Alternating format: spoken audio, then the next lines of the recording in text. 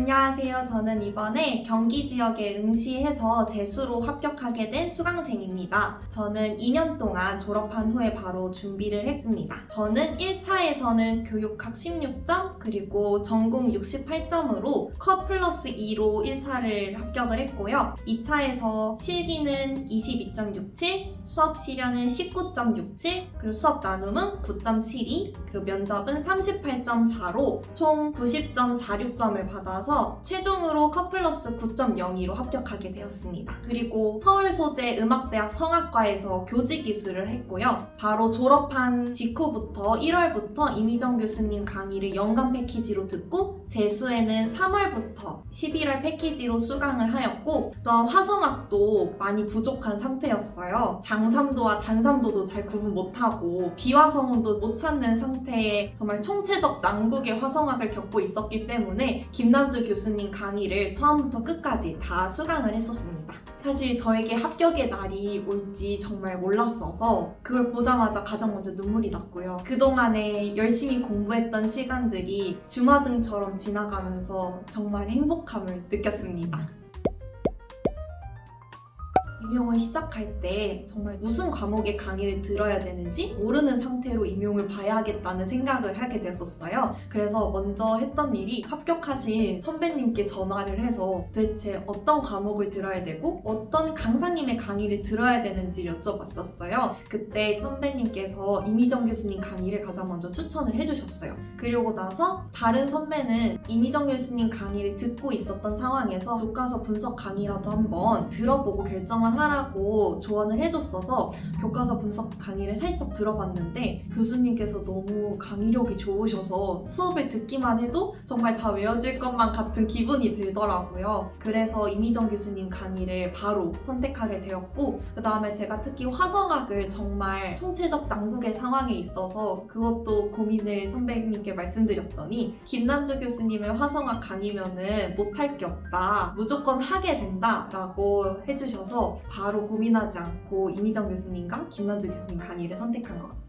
그래서 실제로 들으면서 이미정 교수님과 김남주 교수님 모두 설명을 너무 잘해주셔서 쉽게 모든 내용을 이해할 수 있었고, 특히 이미정 교수님 같은 경우에는 카페에다가 질문을 달면은 정말 자세히 설명을 해주시고, 또한 김남주 교수님 같은 경우에 화성학을 풀 때 어떻게 이러한 화성이 나오게 되는지, 그리고 형식을 풀 때 악보만 보고서 형식을 분석하고 끝이 나는 게 아니라 직접 음악을 들려주면서 악보랑 연결 지을 수 있도록 해주셔서 정말 공부하는데 즐거웠던 것 같아요.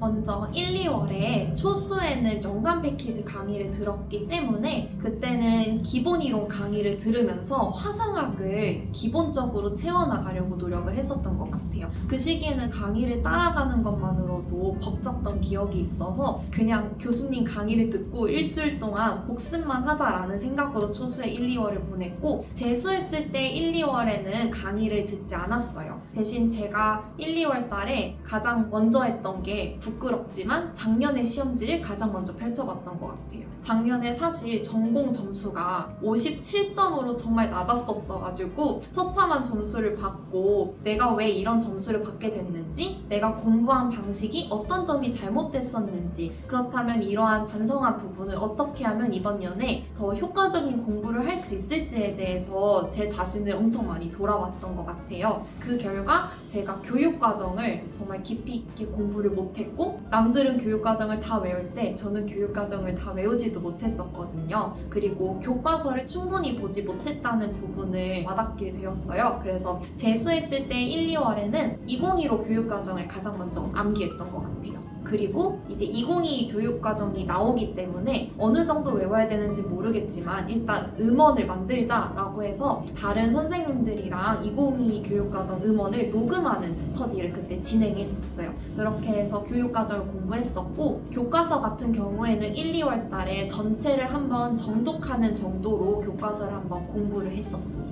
그리고 3월부터는 재수할 때 강의를 들어가기 시작했었는데 이 시기부터 저는 사실 스터디 안 하고 혼자서 1년 동안 공부를 했었어요. 그래서 심화하는 동안에 이미 아는 내용이고 배웠던 내용이라고 자만을 하기 쉬울 것 같다고 생각을 했어서 그 전에 초수 때 공부했던 교재를 과감하게 덮고 새로운 교재를 사서 빈 교재에다가 모든 교수님의 강의에서 해주신 말씀을 다 받아 적었어요. 다 받아 적고 꼼꼼히 필기하고 외우려고 하기 이전에 먼저 이해하자. 저의 실패 원인 중에 하나 또 이해 없는 암기였거든요. 그래서 무조건 이해하려고 하자라는 마인드로 3월에 강의를 들었어요. 다들 재수 이상분들이 3월부터 빨리 회독하시는 분들이 있으신데 저는 회독하지 않고 먼저 강의를 꼼꼼히 듣고 다음 시간에 강의 전까지는 이전의 내용을 완벽하게 이해한다 라는 목표를 가지고 공부를 했었습니다. 그리고 이 시기에는 매주 주어진 강의의 범위에 맞춰서 음악교육론이랑 국악 그리고 서양음악사의 개론서를 가볍게 읽어보고 교수님 교재에 사실 없는 내용이 거의 없지만 없는 내용이 있다면 포스트잇으로 붙여놨었어요. 그리고 매일마다 했던 공부는 교육과정 다시 외우는 부분 그리고 교과서 앞곡 매일마다 5장 정도를 꾸준히 외워갔었고 그다음에 이 시기에 저는 또 기출분석이랑 교과서 분석을 했었는데 기출분석 같은 경우에는 14년도부터 23년도까지 매주 2년 정도씩 기출을 직접 손으로 써보고 또한 이 문제에서 다루고 있는 논점이나 그리고 더 앞으로 나올 수 있는 내용을 더미로 해서 분석을 해서 스프레드시트에 정리를 했었어요. 그렇게 해놓고 그 다음에 옆에 날개로 그 기출에 나왔던 내용을 직접 붙여놓고 그 다음에 앞에 객관식 시설의 문제를 진도에 맞춰서 풀어보는 시간을 가졌어요.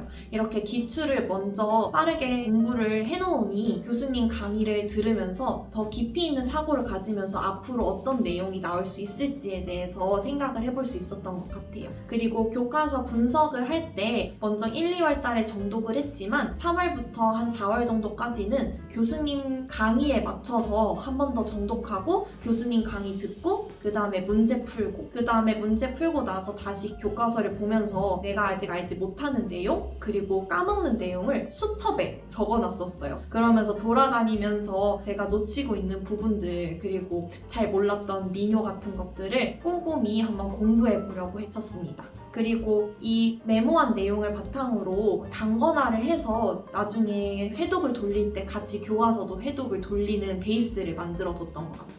그리고 7, 8월 문제풀이반에 가면은 정말 3월부터 6월까지 했던 내용을 한 번에 압축적으로 또 여러 깊은 문제들을 만나게 되는데 저는 이때부터 회독을 시작했어요. 이 회독을 할 때 저는 8-4-2-1 회독법을 사용했었는데 이 회독 주기를 만들 때 최대한 처음에 꼼꼼히 보고 꼼꼼히 외우고 인출하려고 하고 나중에 좀 더 속도를 높이는 쪽으로 만들었어요. 그래서 무리하게 일정을 짜기보다는 회독에 밀리지 않고 꼼꼼히 공부할 수 있도록 계획을 전체를 짜뒀었어요. 공부에 쫓기는 기분을 받지 않고 싶어서 이렇게 했었고 7월에 만들었던 걸 11월까지 미리 다 짜놔서 그 순서대로 모두 회독을 하려고 했고 회독하는 방법은 사실 너무 다양한 것 같아요. 종이에도 써보고 또 목차를 보고 머릿속으로 떠올려 보기도 하고 가끔은 손 아프면 타이핑을 쳐보면서 그냥 아는 내용을 어떻게든 많이 끄집어내겠다라는 생각으로 인출을 했던 것 같아요. 그리고 이 시기에 강의를 들으면서 항상 저 자신과의 약속을 만들었었는데 문제풀이 반에 가다 보면은 미리 문제를 안 풀어오게 되는 경우도 있어요. 그래서 무조건 교수님 강의 전에는 문제를 다 풀어보고 스스로 교수님 교재 안에서 다시 답을 찾아보도록 미리 했었고 또한 답을 절대 미리 들춰보지 않도록 먼저 풀고 그 다음에 확인할 수 있는 습관을 가졌어요. 정말 너무나도 기본적이고 단순하지만 다들 답에 유혹이 있기 때문에 그렇게 했었고 또한 이러한 점에서 제가 어떤 실수를 했는지를 문제 옆에 간단히 적어두기도 했고 또한 없는 내용은 포스트잇에다가 정리를 했었습니다. 그리고 매주 회독 순서에 맞춰서 기출도 매번 풀어봤었어요. 다시 푼 내용을 계속 반복해서 풀어가다 보면은 제가 놓쳤던 부분이나 또 새로운 생각들이 나타나서 이 시기에도 기출을 계속 풀었고 또 실수 노트를 만들어서 제가 어떤 부분에서 실수하고 있는지를 정리했어요. 예를 들면은 문제를 제대로 안 읽었다든지 아니면 옮기는 과정에서 실수가 있었다든지 아니면 추리의 과정에서 실수가 있었다는지를 실수 노트에다가 미리 적어두도록 했었습니다. 그리고 이제 9월에서 11월 모의고사 반을 할 때에는 앞에서 만들었던 841 회독법을 가지고 지속적으로 암기를 했었고, 제가 생각하는 예상 문제를 뽑아보기도 했었어요. 기출 공부를 꾸준히 하다 보면은 어느 문제 영역이 나올지, 그리고 어떤 문제가 나올지, 악기론에서는 어떤 악기가 나올 차례가 됐는지를 약간 추리하게 되더라고요. 그래서 계속 기출 문제 풀면서 예상 문제도 뽑아봤고, 또한 교수님의 모의고사 반을 들으면서 제가 어느 부분에서 감점인지 영역별이나 아니면 그 문제를 틀린 원인들의 별로 스프레드시트에 또 다시 정리해두고, 이 회차 모의고사에서 느꼈던 점을 정리해두면서 제 스스로 계속 반성을 했던 것 같아요. 그래서 상반기의 공부는 이해 중심으로 하려고 했고, 하반기에는 끈기와 성실함으로 계속 반복하는 연습을 했던 것 같습니다.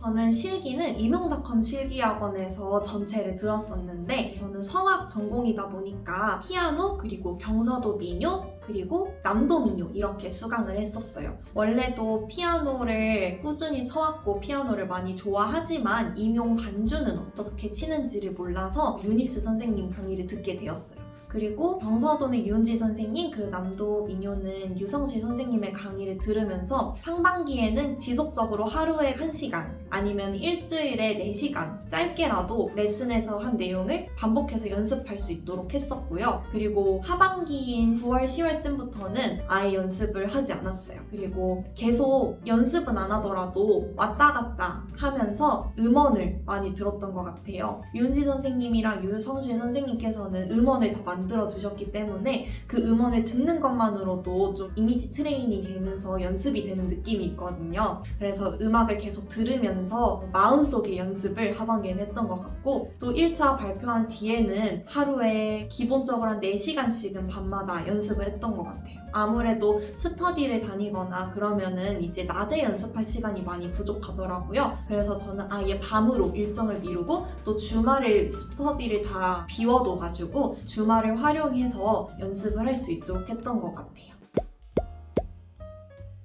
저는 일단 수업 실현을 처음에 준비할 때 스터디원들과 12월 달에는 기출을 가장 먼저 시작을 했던 것 같아요. 스터디원들이랑 교수님의 과제를 먼저 하기 전에 기출에서 어떤 식으로 나왔었는지, 어떠한 방향으로 나왔었는지를 파악하는 게 중요하다고 생각을 해서 12월에는 기출을 전체를 한번 돌려봤었고, 1차 합격한 이후에는 1월부터는 교수님의 과제를 했었는데요. 저는 평소에 1차 공부했을 때 교과서를 되게 많이 보고 자주 봤었기 때문에 지속적으로 반복적으로 보면서 이 내용의 주제를 가지고 학생들에게 어떻게 하면 쉽게 설명할 수 있을지에 대해서 많이 미리 생각해 봤던 것 같아요. 우리가 1차에 배우는 내용은 정말 방대하고 정말 깊은 내용을 가지고 있지만 학생들에게 이 깊은 내용을 대학 강의처럼 설명하는 건 옳지 않기 때문에 학생들에게 좀 더 쉽게 설명할 수 있는 비유라든지 학생들에게 다가갈 수 있는 가요라든지 이런 걸 가지고 좀 쉽게 다가갈 수 있고 설명할 수 있는 걸 미리 많이 생각해뒀던 게 도움이 된 것 같아요.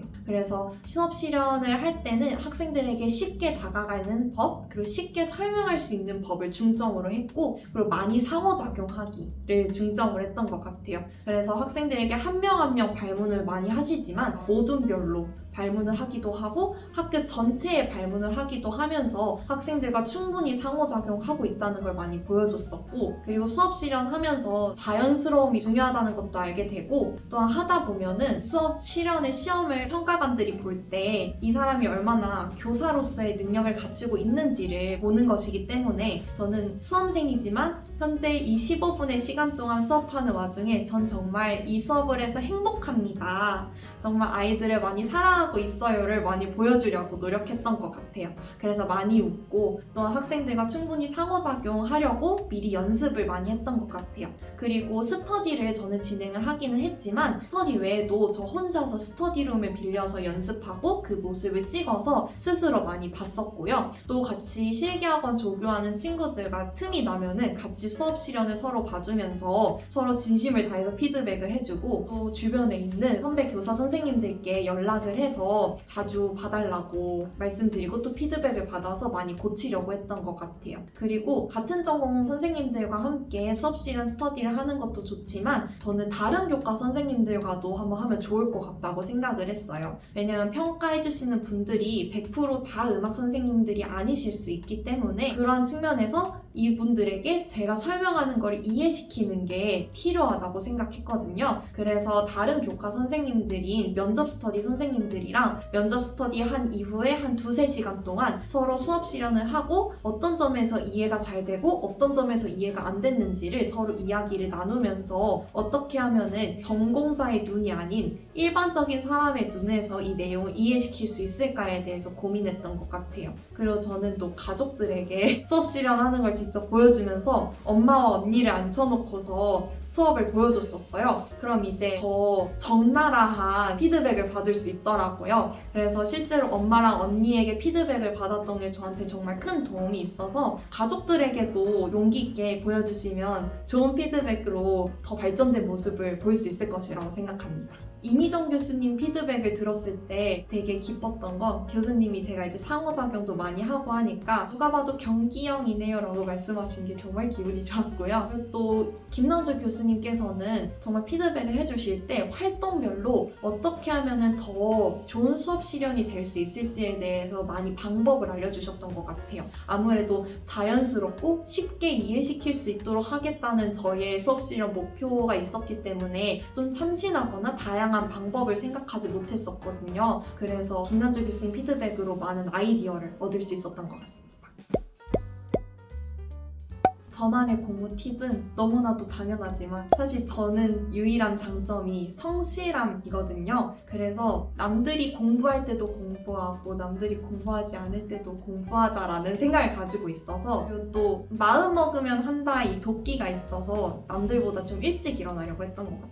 그래서 저는 일찍 일어나서 남들이 자고 있을 시간에 일어나서 공부하는 그런 시간을 좀 즐겼거든요. 그래서 아침에 직강을 2년 동안 왔는데 2년 직강 내내 아침에 5시 일어나서 엄마 차를 타고 노량진에 6시 전에 도착을 해서 아침 시간을 활용하는 걸 되게 좋아했어요. 그 아침 시간에 교육과정을 한 번이라도 더 보고 지난주에 수업했던 내용을 한 번 더 돌아보는 거 그렇게 아침 시간을 많이 활용한 게 저의 공부 팁이고 또 성실히 제 맡은 바를 꾸준히 해내는 거 누군가에게 쫓기지 않고 남의 말에 휘둘리지 않고 저만의 공부를 계속 해나갔던 게 또 저의 팁인 것 같고 또 다들 스터디를 해야 하나 서브노트를 만들어야 하나 라는 고민을 많이 하실 텐데 저는 스터디를 초수 때는 많이 했지만 재수 때는 정말 과감하게 스터디를 안 했거든요. 저는 혼자서 공부하는 게 잘 맞았어서 자기만의 공부 방법을 잘 찾는 것도 하나의 팁일 것 같다고 생각합니다.